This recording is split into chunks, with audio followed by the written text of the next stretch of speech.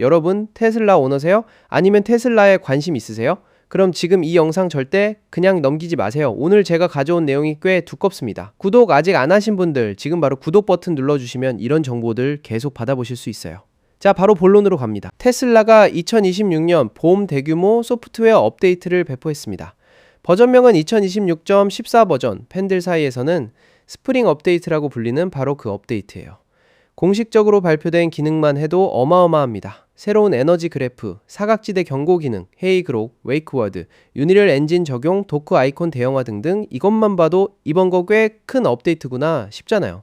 근데요, 테슬라가 공식적으로 발표하지 않은 변경사항이 무려 19개나 된다는 사실 알고 계셨나요?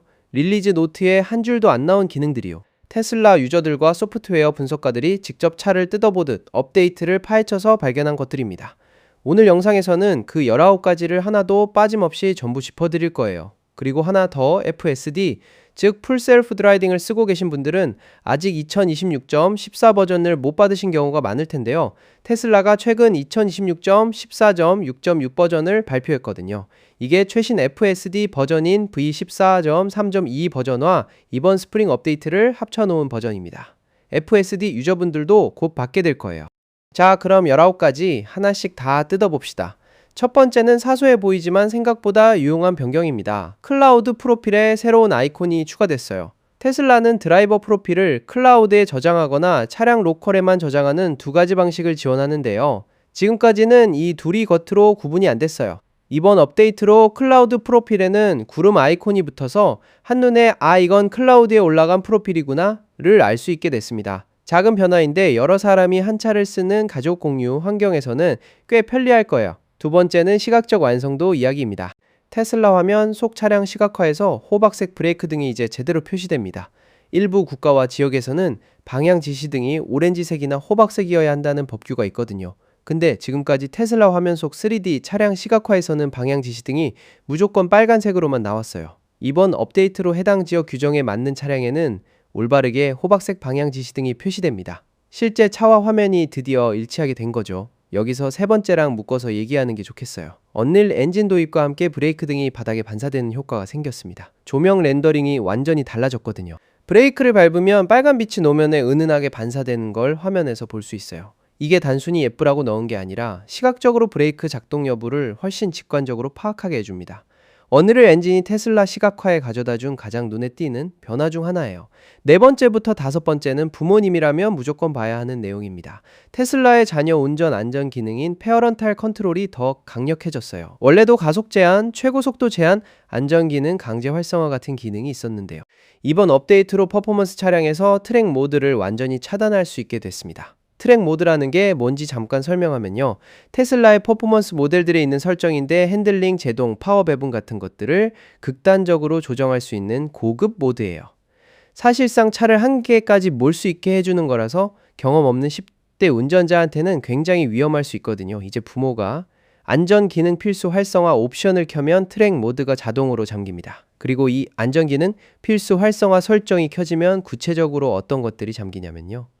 자동 긴급 제동, 장애물 인식 가속 제한, 자동 사각지대 카메라, 사각지대 충돌 경고 차임, 자동 911 신고, 모바일 접근 허용, 주차 보조 차임이 7가지가 강제로 켜진 상태로 고정됩니다. 끌 수가 없어요. 거기다 트랙 모드 비활성화, 차선 이탈 방지를 보조 모드로 고정, 속도 제한 경고를 차임 모드로 고정, 속도 제한을 상대적 기준으로 설정, 속도 오프셋 플러스 50pA5 톤은 8km, H로 설정, 전방 충돌 경고를 조기 모드로 고정까지 총 6가지 설정이 변경 불가 상태가 됩니다.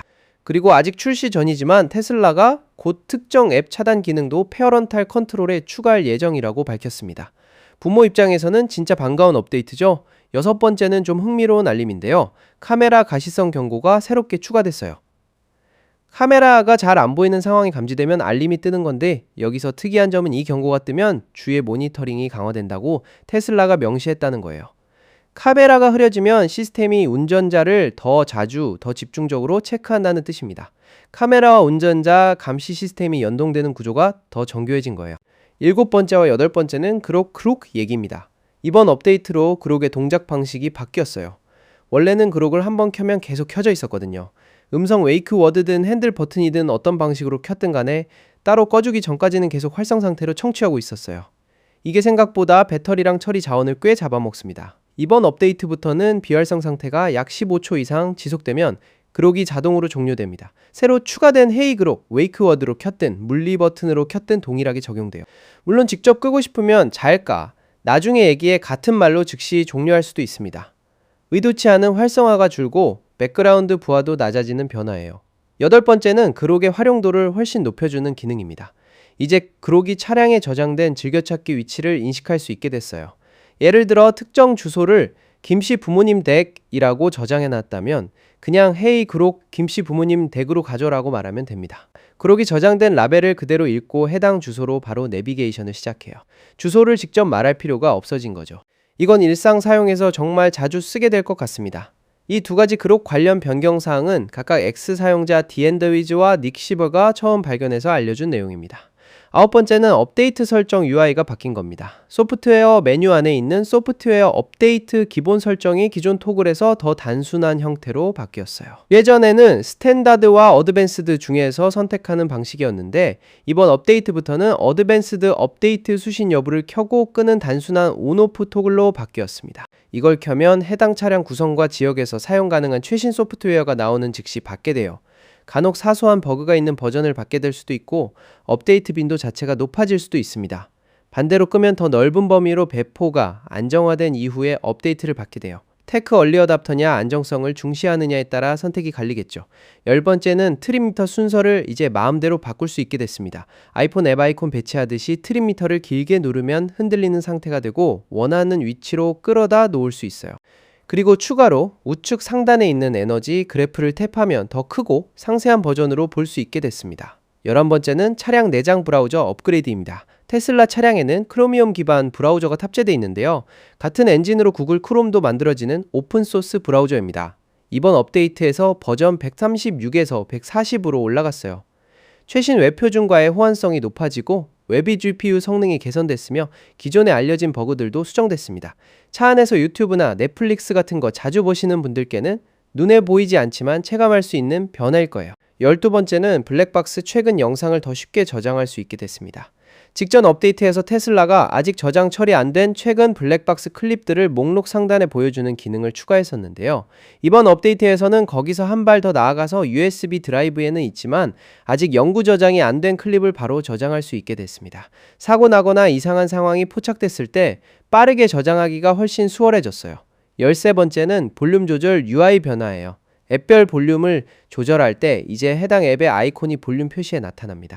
예를 들어 스포티파이 볼륨을 조절하면 스포티파이 로고가 뜨는 식이에요. 참고로 내비게이션 볼륨은 원래부터 별도 아이콘이 있었는데 이번 변화가 앱별로 독립적인 볼륨 설정을 추가해준 건 아닙니다.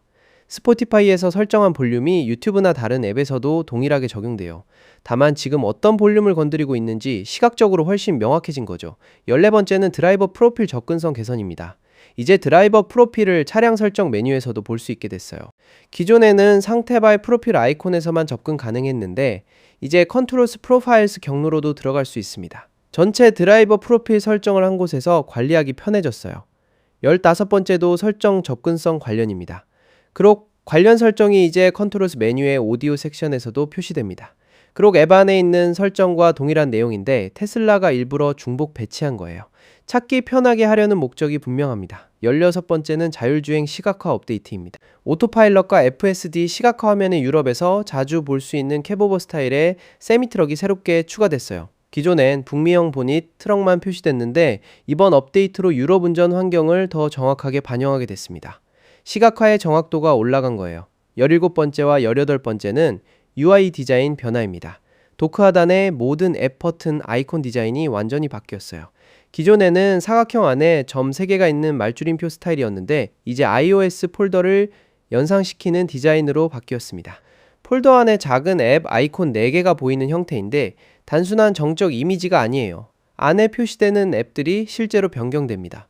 아마도 가장 최근에 쓰거나 자주 쓰는 앱들을 보여주는 방식으로 작동하는 것 같아요. 그리고 아이콘 자체도 커졌습니다. 도크 전체 크기는 그대로지만 아이콘들이 더 크게 표시돼요. 시인성이 올라간 거죠. 19번째 마지막은 퍼포먼스 모델 오너분들이 좋아할 만한 디테일입니다. 루디크러스 배지 같은 특별 배지가 이제 소프트웨어 메뉴에서 애니메이션으로 표시됩니다. 소프트웨어 메뉴에 들어가면 배지가 짧게 애니메이션을 재생하고 배지를 탭하면 다시 재생됩니다. 실용적인 기능은 아니지만 퍼포먼스 모델의 정체성을 은근히 강조해주는 감성 있는 터치예요. 여기서 잠깐 중간에 서비스 모드 관련 업데이트도 몇 가지 있었어요. 직접 오너가 쓰는 기능은 아니고 주로 정비사들을 위한 기능이지만 알고 있으면 좋은 내용들입니다. 독립수리 업체들이 이제 QR코드로 서비스 모드 플러스를 빠르게 인증할 수 있게 됐어요. 차량 화면에 QR코드가 뜨면 모바일 기기로 스캔해서 툴복스 계정으로 로그인하면 됩니다. 모든 차량 모델에 적용돼요. 그리고 하단 서비스 모드 배너에 차량 식별번호 바이아인 옆에 DTC 진단 코드 표시 인디케이터가 새로 추가됐습니다. 문제가 감지됐을 때 한눈에 알아볼 수 있게 된 거예요. 전 모델 적용 소음 녹음 패널은 이제 ANC, 즉 액티브 노이즈 캔슬링 마이크 녹음을 지원합니다. ANC 모드를 켜면 ANC 마이크 위치가 표시되고 녹음 시간이 3분까지 연장돼요. 2021년 이후 출시된 모델 S, 모델 X, 사이버 트럭에 적용됩니다. 모델 4와 모델 Y에는 서비스 모드의 차량 기능 패널이 새로 추가됐어요. 저하된 차량 기능들과 관련 경고를 한눈에 볼 수 있는 개요 화면입니다. 더 상세한 기록이나 고급 제어는 여전히 서비스 모드 플러스에서만 가능합니다. 마지막으로 2021년 이후 모델 S, 모델 3, 모델 X, 모델 Y, 사이버 트럭에는 새로운 블루투스 진단 패널이 인포테인먼트 섹션 하위에 추가됐어요. 메인과 후방 블루투스 모듈 상태, 연결 상태, 신호 강도와 건강 지표, 연결된 기기 정보를 확인할 수 있습니다. 그리고 하나 더 크리에이션 섹션 얘기도 빠뜨리면 안 되죠.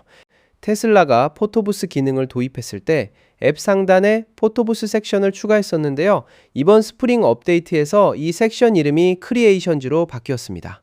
그리고 AMD 라이젠 차량에서 새로 업데이트된 스케치패드 앱에서 만든 그림도 여기서 함께 볼 수 있게 됐어요.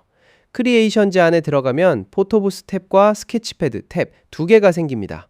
저장한 사진과 그림을 보거나 다른 사람과 공유할 수 있어요. 중요한 건 이 파일들이 테슬라 서버가 아니라 차량에 저장된다는 점입니다. 그래서 앱에서 이 섹션을 열면 차량이 깨어나서 이미지를 전송하는 방식으로 작동해요. 이 기능을 사용하려면 2026.14 버전 업데이트가 설치된 AMD 라이젠 차량이 필요합니다. 자, 이렇게 오늘 테슬라 2026.14 버전 스프링 업데이트의 공식 발표 안 된 미공개 변경사항 19가지를 전부 훑어봤어요. 작은 아이콘 변화부터 청소년 안전 기능 강화, 그록에 똑똑해진 동작 방식, 은희를 엔진이 가져온 시각적 개선까지 테슬라가 말 안 해준 것들이 이렇게나 많다는 게 놀랍죠. 다음 업데이트는 아마 버전 번호로 보면 2026.20 버전 정도가 될 것 같고, 이번처럼 대형 업데이트보다는 더 가벼운 업데이트가 될 가능성이 높아요. FSD V14.3.B 버전 사용자분들은 스프링 업데이트가 합쳐진 2026.14.6.6 버전을 곧 받게 될 테니 기대해도 좋습니다. FSD V14.3.3 버전도 이번 합병 릴리즈에 포함됐으니 함께 확인해보세요. 아이러브9에서는 앞으로도 이런 정보들 계속 파서 가져올 거예요. 유익하셨다면 좋아요 한 번만 눌러주시고 알림도 설정해두시면 다음 영상 놓치지 않을 수 있습니다. 다음 영상에서 또 봬요.